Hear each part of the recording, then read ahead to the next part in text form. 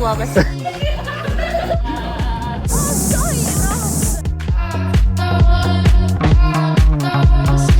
On koko porukka kärsinyt koko ajan. Melissa on nyt kun lähetään.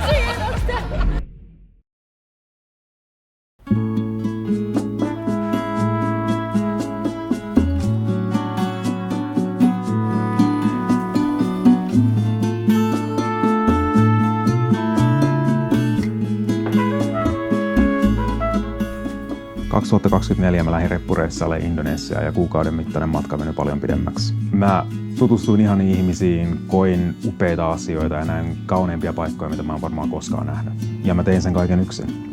Ja se oli helposti yksi mun elämän parhaimmista kokemuksista.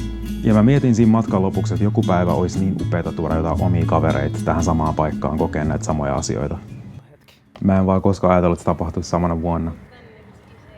Joten tässä me nyt ollaan matkalla Balille. Onks tää video? Häh? Ei tää kuva.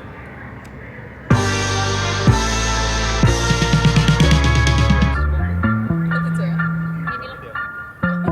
Niin kysyin, onks tää? Kysyin. Mietis mikä tästä tulee? Tästä tulee Yksi random ilta, kun me oltiin Viinillä, me heitettiin läppää siitä, että olisi upeata mennä viettää uusi vuosi Balille. Ja sitten siinä samalla me ruvettiin heti katsoa lippuja ja päätettiin, että me varataan nää nyt, tai muuten tää jää vaan ideaksi. Joten me varattiin ne.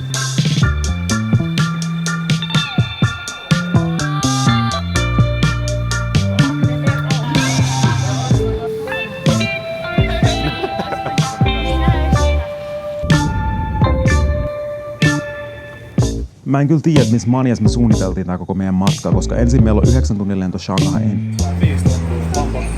Sen jälkeen 0,5 tunnin vaihto ja sen jälkeen 7 tunnin lento Balille. Ja siitä vielä 5 tunnin matka sille saarelle, mille me halutaan. Me lähdettiin tähän tosi positiivisesti, mutta me oltiin ihan kuoltu jo noiden lentojen jälkeen. Niin me päätettiin ottaa villa tuossa lentokentän vierestä 9 yöksi. Rentouduttiin siellä ja sitten lähdettiin aamulla jatkaa meidän matkaa.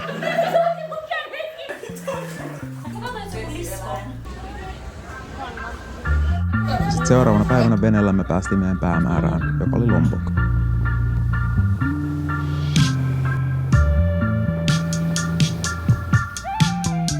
Kaiken ton matkustelun jälkeen me päädytään meidän ekaan yöpymiseen, joka on täynnä hyönteisiä. Hei, mikä tää kaveri on? Sun pään päältä tulee.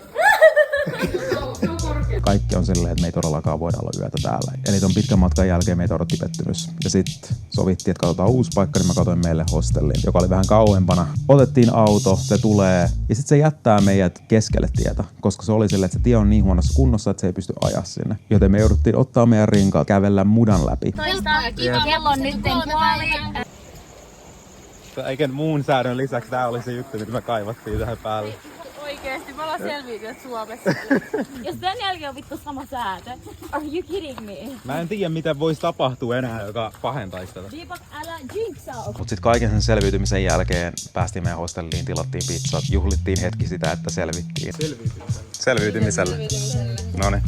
Ja sit seuraavana päivänä me lähdettiin tutustumaan saareen ja mentiin vesiputouksille.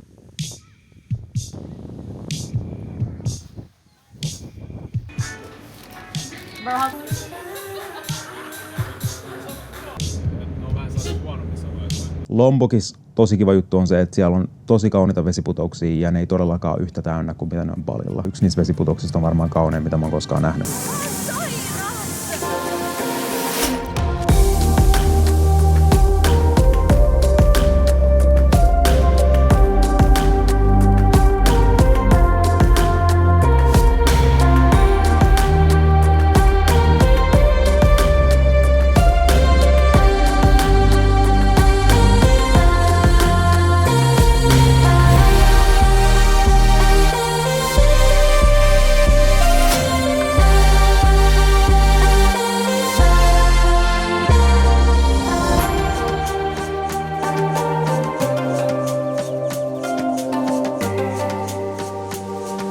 Ja sitten me lopetettiin päivä yhdessä mun lempipaikoissa. Tää ei ole mikään nähtävyys siellä. Tää oli paikka, jonka mä sattumoisin vaan löysin. Ja jonne mä menin aina töiden jälkeen katsoa auringonlaskuun. Tää paikka on siis sellainen pieni vuoristo. Jos sä oot joskus tulossa Lombokiin, niin pistä mulle viestiä. Mä mielelläni lähetän tän sijainnin sulle. Mä kuvasin viimeksi tuolla jotain videoita myös. Silloin kun mä kuvasin noita, mä mietin silloin, että kuinka upeat olisi jakaa tää omien kavereiden kanssa.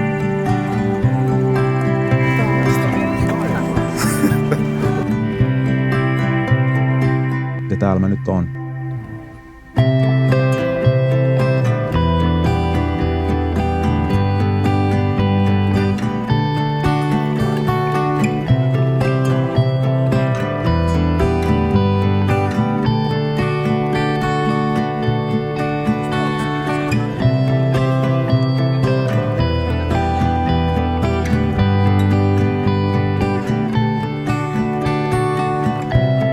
Kaikki tähän.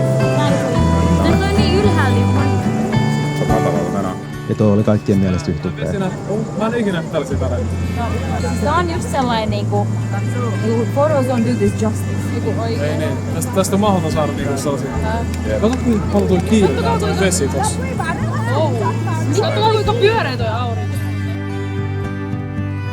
Me oltiin tuolla pari tuntia nauttimassa auringonlaskusta ja otettiin vaan kuvia.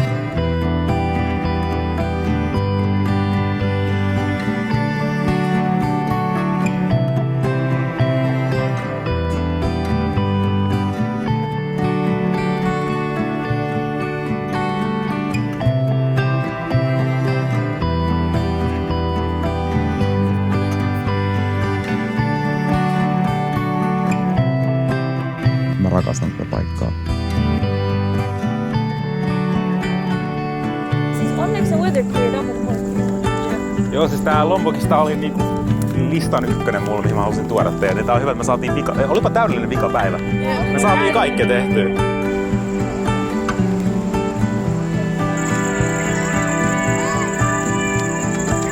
Hei, tää oli sairaspäivä. Tää oli sairaspäivä. Kiitos Reebok, suhteen. Ja Kiitos teille. Kiitos siitä. Tänne tulee ihan työtäkään, kun aurinko laskee. Today, mä just purin mun mahaa. Jos hyttysmyrkkyy tänne ainakin olisi pitänyt olla sairasta. Mulla on hyttysmyrkkyä. No tässä on koko porukka kärsinyt koko ajan. Melissa on nyt kun lähetä. Me ollaan mainittu tässä varmaan joku 4 kertaa, että meillä on